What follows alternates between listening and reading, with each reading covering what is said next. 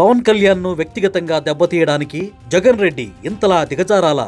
అసలు పూనం కౌర్ ను భయపెట్టి బెదిరించిన ఆ రాయలసీమ రెడ్లు ఎవరు? కాపు సామాజిక వర్గంపై జగన్ మార్క్ రెడ్ల ద్వేషం ఈ ఉదంతంతో మరోసారి బట్టబయలైంది. పూర్తి వివరాల్లోకి వెళ్తే, ఇటీవల నటి పూనం కౌర్ ఒక ఇంటర్వ్యూలో చేసిన వ్యాఖ్యలు ఆంధ్రప్రదేశ్ రాజకీయాల్లో పెను సంచలనం సృష్టిస్తున్నాయి. పవన్ కళ్యాణ్ ను రాజకీయంగా ఇరకాటంలో పెట్టేలా నువ్వు మాట్లాడాలని, అలా చేస్తే పార్టీలో పదవులతో పాటు డబ్బు, గౌరవం అన్నీ ఇస్తామని రాయలసీమకు చెందిన కొందరు రెడ్లు తనను ప్రలోభ పెట్టినట్లు ఆమె వెల్లడించారు.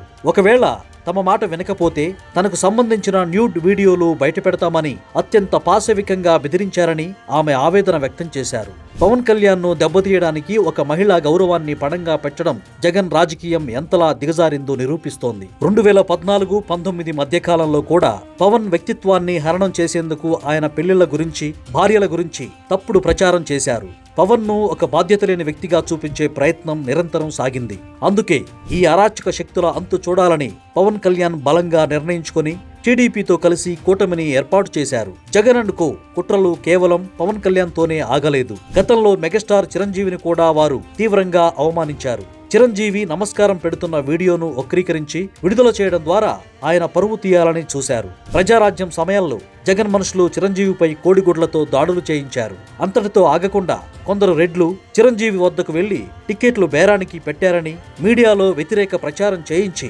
ఆయన్ను రాజకీయంగా బలహీనపరిచారు. ఇది ఒక పద్ధతి ప్రకారం జరిగిన కొందరు రెడ్ల టార్గెట్ రాజకీయం. సామాజిక కోణంలో చూస్తే రాష్ట్ర వ్యాప్తంగా బలంగా ఉన్న కాపు సామాజిక వర్గాన్ని అణగదొక్కడంలో రాయలసీమ రెడ్లు కీలక పాత్ర పోషించారు. రాయలసీమలో కాపులు అధిక సంఖ్యలో ఉన్నప్పటికీ వారిని రాజకీయంగా ఎదగనివ్వకుండా వారి జీవితాలను నాశనం చేసి వలసపోయేలా చేశారు. గతంలో వంగవీటి రంగా చనిపోయినప్పుడు ఒక ప్రాంతానికి పరిమితమైన గొడవను రాష్ట్ర వ్యాప్తంగా అల్లర్లుగా మార్చి కాపులపై ప్రజల్లో వ్యతిరేకత వచ్చేలా ప్లాన్ చేసింది నాటి రెడ్లే. ముద్రగడ పద్మనాభంను ముందు పెట్టి తునిలో రైలు తగులబెట్టించి ఆ నిందను కాపుల మీద వేసి వారిని చులకన చేశారు. 1970-80లోనే సీఎం స్థాయిలో ఉన్న కొందరు రెడ్లు కాపు రిజర్వేషన్లు తీసేసి ఆ జాతిని దారుణంగా అణిచివేశారు. కేవలం అధికారం కోసం దశాబ్దాలుగా కలిసి ఉన్న కాపులను, కమ్మలను విడదీసి కులాల మధ్య చిచ్చు పెట్టారు. అభివృద్ధిని గాలికొదిలేసి ప్రాంతీయ విద్వేషాలను పెంచి పోషించారు. కాపు ఓట్లు టీడీపీకి పడకుండా ఉండటమే లక్ష్యంగా కుట్రలు రచించారు. 2024లో ఓడిపోయినప్పటికీ జగన్ తీరు మారలేదు. మళ్లీ వంగవీటి కుటుంబాన్ని తెరపైకి తెచ్చి పవన్ కు వ్యతిరేకంగా కాపుల్లో చీలిక తేవాలని చూస్తున్నారు. ఈ కుతంత్రాలన్నీ గ్రహించే పవన్ కళ్యాణ్ ఇప్పుడు జగన్ పై యుద్ధం ప్రకటిస్తున్నారు.